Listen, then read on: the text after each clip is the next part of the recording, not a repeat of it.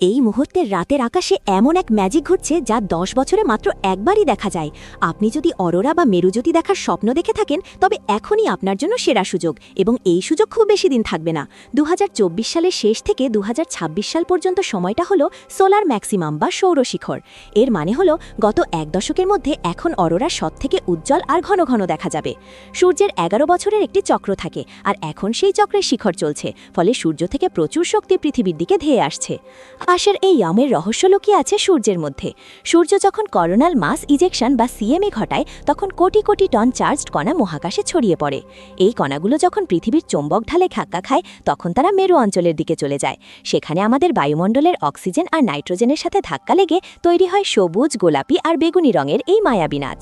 আপনি কখন আকাশ দেখবেন তা বুঝবেন কিভাবে? এর জন্য আপনাকে কেপি ইন্ডেক্স খেয়াল রাখতে হবে। এটি 0 থেকে 9 পর্যন্ত একটি স্কেল, যা চৌম্বকীয় ঝড়ের তীব্রতা মাপতে ব্যবহার করা হয়।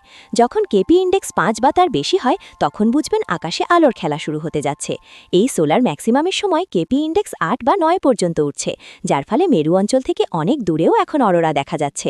মহাকাশের আবহাওয়া আর বিজ্ঞানের এমন সব অজানা রহস্য জানতে আমাদের চ্যানেলটি সাবস্ক্রাইব করে রাখুন।